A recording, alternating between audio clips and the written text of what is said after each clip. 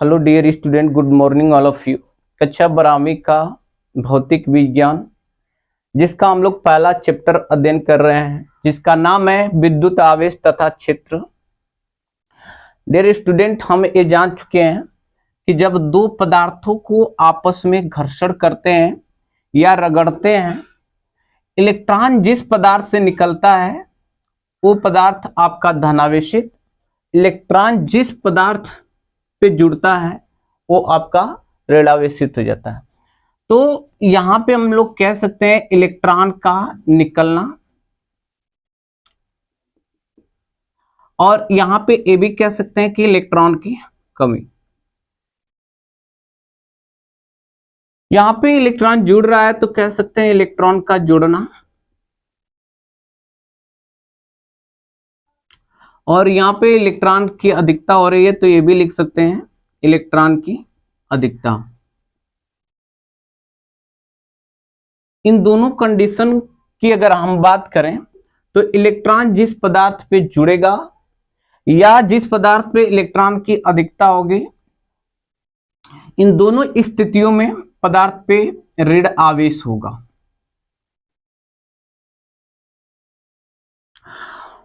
किसी पदार्थ से इलेक्ट्रॉन निकलेगा या किसी पदार्थ पे इलेक्ट्रॉनों की कमी होगी, ठीक है, उस पर धन आवेश आ जाएगा।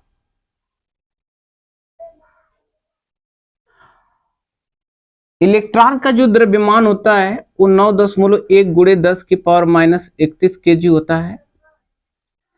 यानी कि हम लोग कह सकते हैं कि अगर इलेक्ट्रॉन इस पदार्थ से निकला है तो इसके द्रव्यमान में कमी हो जाएगी। सीधी सी बात करेंगे, यहाँ पे इसके द्रव्यमान में कमी हो जाएगी। अगर इलेक्ट्रॉन इस पदार्थ पे गया है यानी कि जुड़ा है तो इस पदार्थ के द्रव्यमान में वृद्धि हो जाएगी। यानी कि हम कह सकते हैं कि इलेक्ट्रॉन का निकलना पदार्थ को धनावेशित बनाता है, जिसके कारण उसके द्रव्यमान में कमी होगी। फिर से इस पॉइंट को मैं बोल देता हूं, इलेक्ट्रॉन का निकलना पदार्थ को धनावेशित बनाता है जबकि उसके द्रव्यमान में कमी होगी। इस पॉइंट को नोट कर लेंगे, ठीक है। अब यहां पे आइए ये देखते हैं कि जिस पदार्थ पे इलेक्ट्रॉन की अधिकता होगी वह पदार्थ ऋणावेशित होगा जबकि उसके द्रव्यमान में वृद्धि होगी। तो इसको लिखेंगे कैसे कि इलेक्ट्रॉन की अधिकता पदार्थ को ऋणावेशित बनाता है जिसके कारण उसके द्रव्यमान में वृद्धि होगी, या ये कह सकते हैं कि उसके भार में वृद्धि होगी। अब हम लोग ये बात समझ लेते हैं कि अगर मेरे पास कोई धनावेशित वस्तु है, अगर इसके संपर्क में कोई दूसरी धनावेशित वस्तु को ले जाते हैं या ले आते हैं, या ये भी कह सकते हैं कि एक मेरे पास ऋणावेशित वस्तु है, दूसरी कोई ऋणावेशित वस्तु को इसके संपर्क में जब ले जाते हैं तो इनके बीच हमें प्रतिकर्षण देखने को मिलता है। यानी कि सजातीय आवेशों के बीच, सजातीय आवेशों के बीच क्या होता है? प्रतिकर्षण। कह सकते हैं कि समान प्रकार के आवेशों के बीच प्रतिकर्षण बल कार्य करता है। अगर मैं कोई धनावेशित वस्तु है उसके संपर्क में कोई ऋणावेशित वस्तु को लाता हूं तो यहां पे हमें आकर्षण देखने को मिलता है, और जो विपरीत प्रकार के आवेश है ना, उनको हम लोग नाम देते हैं विजातीय आवेश। विजातीय आवेशों के बीच क्या होता है? आकर्षण होता है, ठीक है। जवाब में होगा यहाँ पे आकर्षण, ठीक। यानी कि हम लोग ये कह सकते हैं कि विजातीय आवेशों के बीच आकर्षण होता है, या कह सकते हैं कि विपरीत प्रकार के आवेशों के बीच आकर्षण बल कार्य करता है। आइए अब लोग हम आगे देखते हैं। अगर मैं मान लेता हूं कि मेरे पास कोई आवेशित वस्तु है ये कोई आवेशित वस्तु है, चाहे उस पर धन आवेश हो चाहे ऋण आवेश हो, इसको अनावेशित वस्तु के संपर्क में जब ले जाते हैं, ठीक है, अनावेशित वस्तु के जब संपर्क में ले जाते हैं तो यहां पे हमको क्या देखने को मिल जाता है, हल्का सा आकर्षण, ठीक है।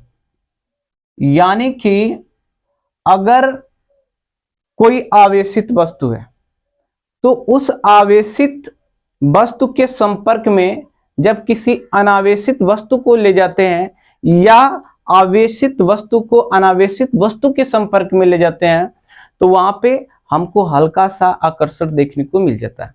जैसे मान लीजिए कि एक कांच का कोई रॉड है, अगर मैं इसको उनके कपड़े पे रब करता हूं या रगड़ता हूं या घर्षण करता हूं तो इसमें एक प्रकार की एनर्जी आ जाती है जिसको वैद्युत आवेश कहते हैं। तो उस आवेश के कारण जब इस छोटे छोटे कणों के बीच लेके जाते हैं, कागज के टुकड़ों के बीच लेके जाते हैं, तो ये उन कणों को आकर्षित कर लेता है। यानी कि ये आवेशित है और ये अनावेशित है। तो आकर्षित कर रहा है मतलब आकर्षण का बल आरोपित कर रहा है।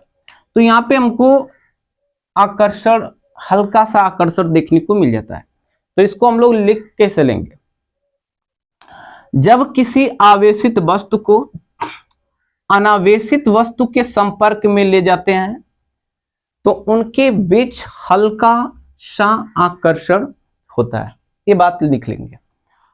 अब अनावेशित वस्तु का मतलब क्या है, तो अनावेशित वस्तु को हम उदासीन वस्तु भी कहते हैं, ठीक है। उदासीन वस्तु, उदासीन वस्तु वो होती है जिसके पास जितने प्रोटॉन होंगे, ध्यान में रखिएगा इस बात को, जितने प्रोटॉन होंगे उतने ही ऋण आवेश भी होंगे, ठीक है। यानी कि अगर प्रश्न ये किया जाए कि उदासीन वस्तु के पास क्या आवेश होता है, तो हाँ, उदासीन वस्तु के पास भी आवेश होता है, ठीक है। अब यहाँ पे इसके नेट आवेश के बारे में बात कर लें तो इसका जो नेट आवेश होगा, नेट आवेश जो होगा इसका प्लस का 11 माइनस का 11 इज इक्वल टू कितना हो जाएगा, 0 हो जाएगा। यानी कि उदासीन वस्तु का नेट आवेश 0 होता है। उदासीन वस्तु पर नेट आवेश 0 होता है, या तो ये कह सकते हैं या ये कह सकते हैं कि उदासीन वस्तु पर कोई नेट आवेश नहीं होता। तो अगर उदासीन वस्तु पर कोई नेट आवेश नहीं होता है तो इस बात को हम लोग लिख लेंगे, क्या लिख लेंगे कि उदासीन वस्तु पर आवेश होता है, ठीक है, पहले पॉइंट। दूसरी पॉइंट यहां पे हम लोग ये लिख लेंगे कि उदासीन वस्तु पर नेट कोई नेट आवेश नहीं होता है।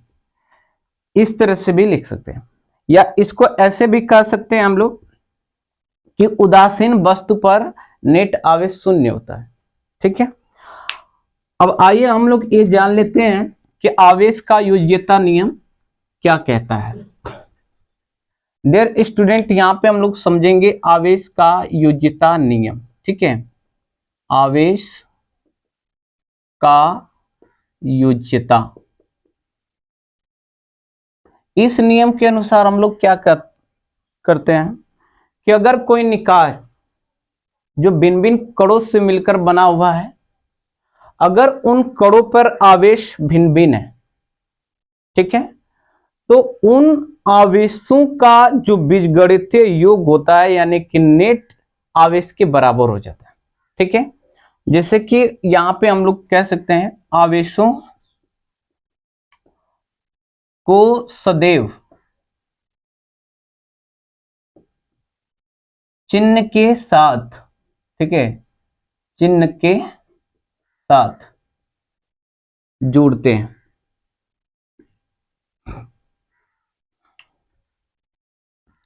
आवेशों को सदैव किसके साथ जोड़ते हैं, आवेशों को सदैव चिन्ह के साथ जोड़ते हैं। अगर मैं मान लेता हूं ये मेरे पास कोई निकाय है, इस निकाय में विभिन्न कण हैं, जिस पर जो आवेश है वो आपका इस प्रकार है। इन कणों पर आवेश, इस पर मैं मान लेता हूं कि धनात्मक धन का क्यू आवेश है, इस पर ऋण का क्यू आवेश है Q2, और यहाँ पे ये आपका प्लस का Q3 है और ये माइनस का Q4 है। ठीक है, तो इस निकाय का जो कुल नेट आवेश होगा, यानी कि नेट आवेश जो होगा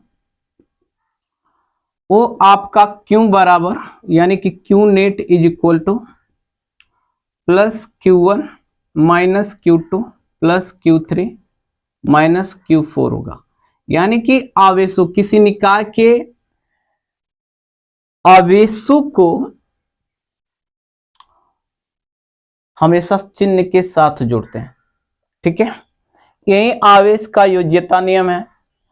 अब आइए हम लोग ये जान लेते हैं कि मूल आवेश होता क्या है। ठीक है, हेडिंग लगा लेंगे हम लोग, मूल आवेश के बारे में जानेंगे। यहाँ पे मूल आवेश क्या होता है, तो यहाँ पे मैं आपको बता दूं कि अगर मेरे पास कोई आवेशित वस्तु है, ठीक है, जिसके पास आवेश है, तो उस पर आवेश का न्यूनतम मान कितना होगा। अगर ये मेरे पास कोई आवेशित वस्तु है जिस पर आवेश है, तो इस पर आवेश की जो न्यूनतम मात्रा होगी या न्यूनतम मान जो होगा वो 1.6 × 10⁻⁻19 कूलाम होगा। ठीक है, तो आवेश के इस न्यूनतम मान को मूल आवेश कहते हैं। इसे ई से निरूपित करते हैं। इसका आंकिक मान 1.6 × 10⁻⁻19 कूलाम होता है।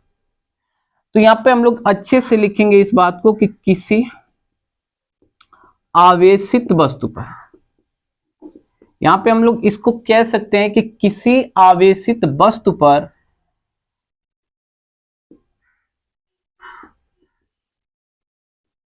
आवेश के न्यूनतम मान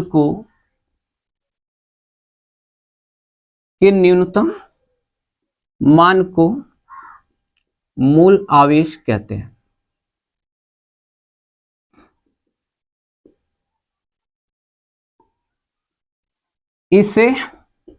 इसे दिखाते हैं।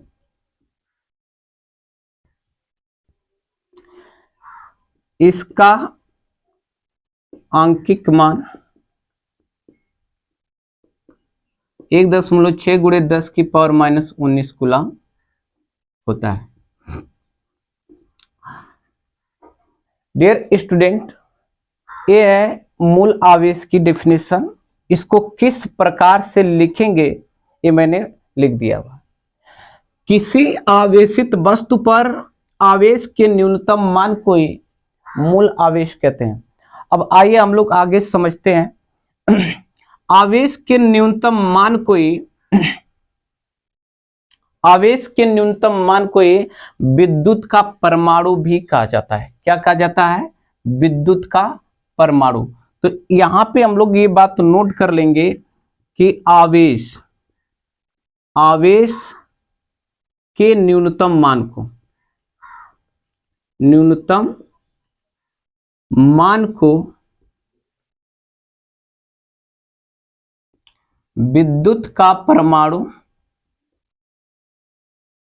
विद्युत का परमाणु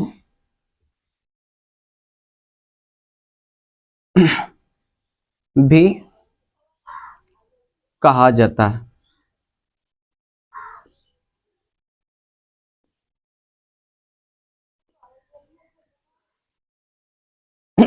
डियर स्टूडेंट, आवेश के न्यूनतम मान को विद्युत का परमाणु कहा जाता है। तो ये किसने कहा है?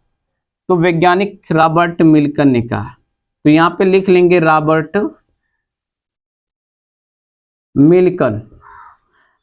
मिल्टन के अनुसार आवेश के न्यूनतम मान को विद्युत का परमाणु भी कहा जाता है। अब हम यहां पे आगे देखेंगे कि आवेश का क्वांटीकरण सिद्धांत क्या होता है। आवेश का क्वांटीकरण ठीक है।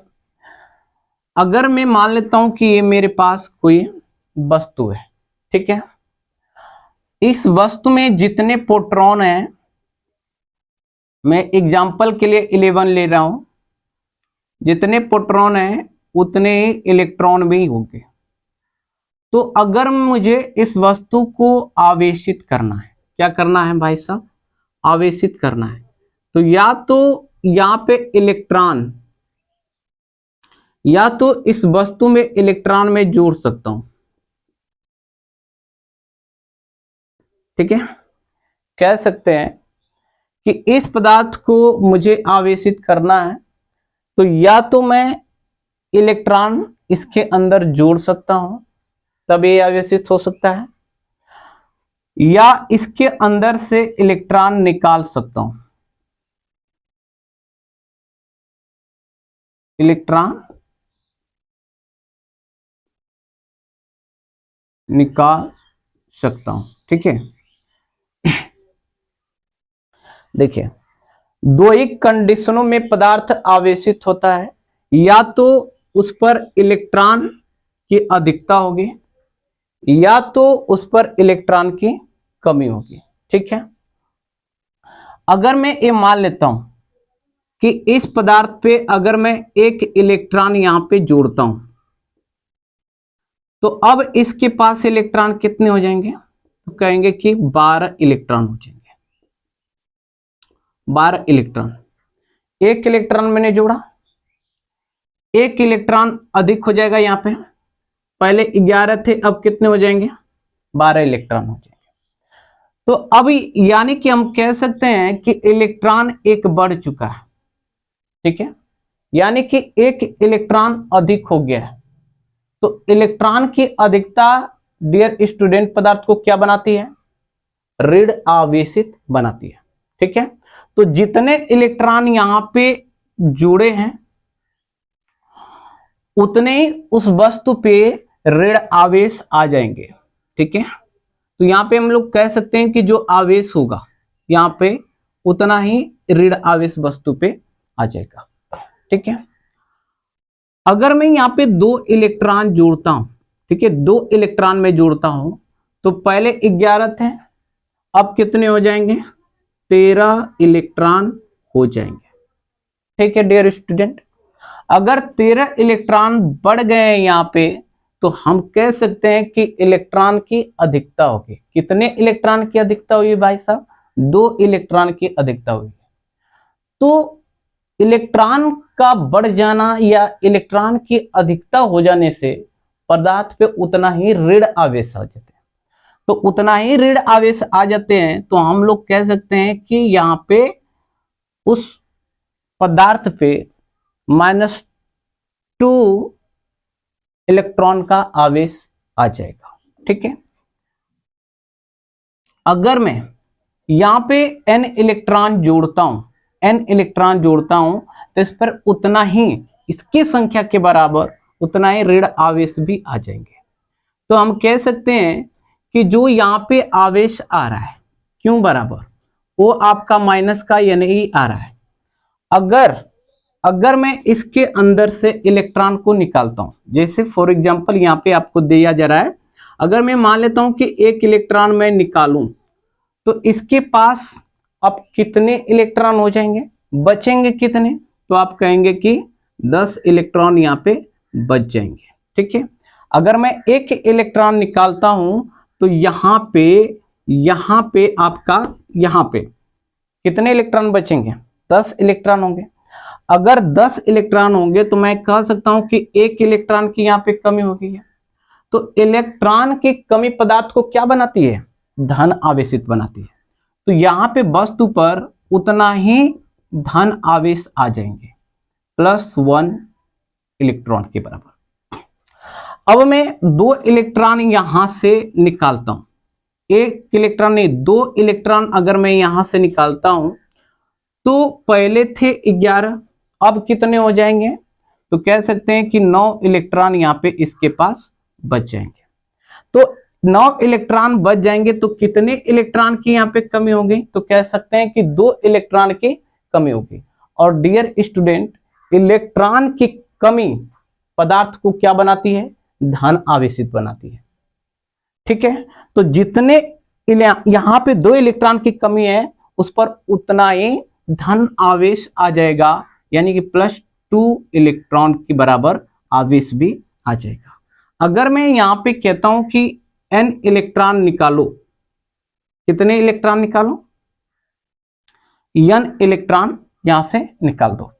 अगर मैं n इलेक्ट्रॉन निकालता हूं यहां पे, तो इसका मतलब ये हुआ भाई साहब कि इतने ही इलेक्ट्रॉन इस पर आ जाएंगे, और जब इस पर उतना ही इलेक्ट्रॉन आ जाएंगे तो हम कह सकते हैं कि प्लस का Ne इलेक्ट्रॉन हो जाएगा, पदार्थ पे प्लस का Ne आवेश आ जाएगा।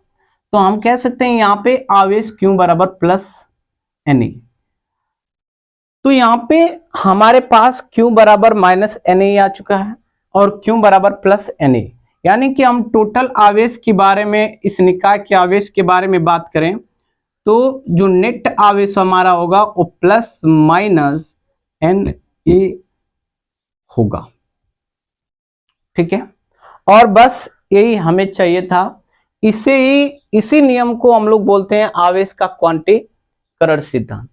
डियर स्टूडेंट, एक बात और यहां पे हम लोग समझते हैं कि अगर यहां पे जो बात आ जाती है कि इलेक्ट्रॉन को ही क्यों पदार्थ पे जोड़ सकते हैं और इलेक्ट्रॉन को ही क्यों यहां से निकाल सकते हैं।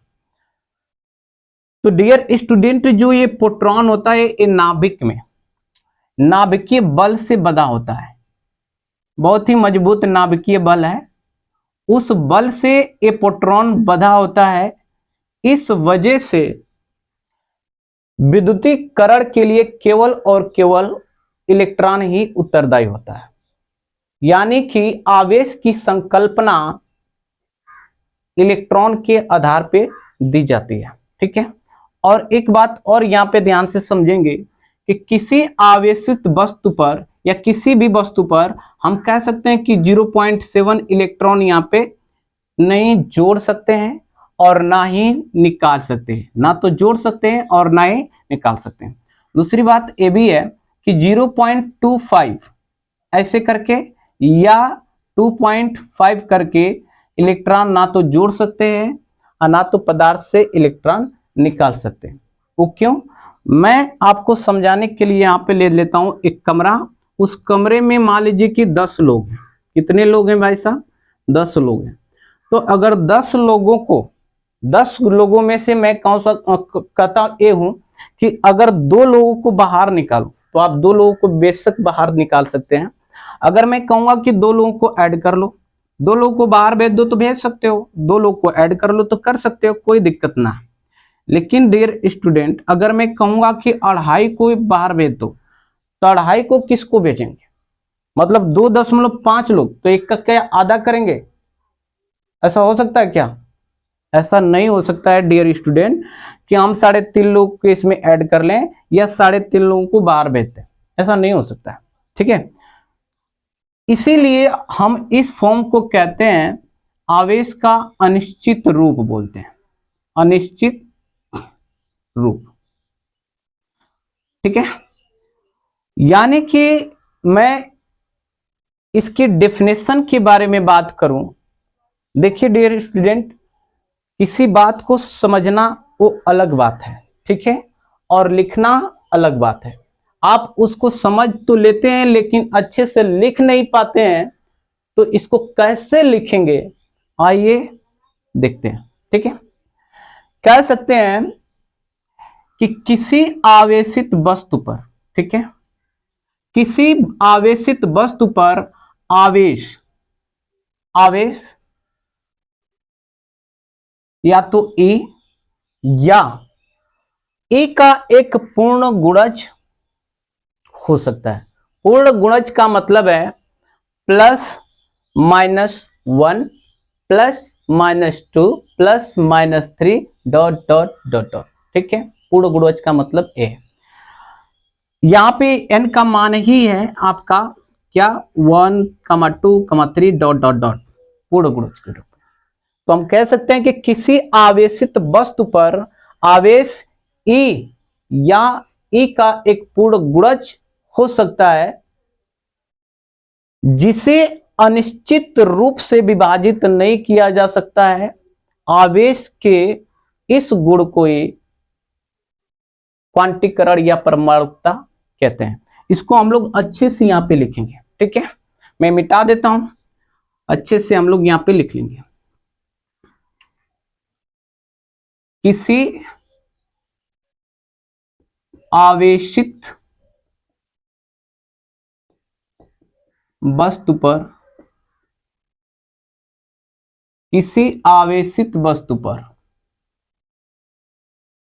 आवेश E या E का एक पूर्ण गुणज हो सकता है जिसे अनिश्चित रूप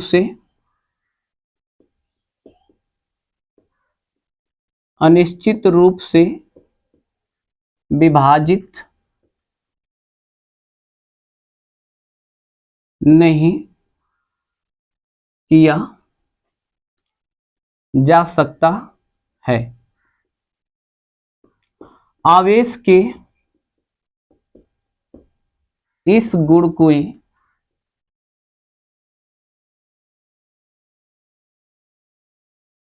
क्वांटीकरण या परमाणुकता कहते हैं।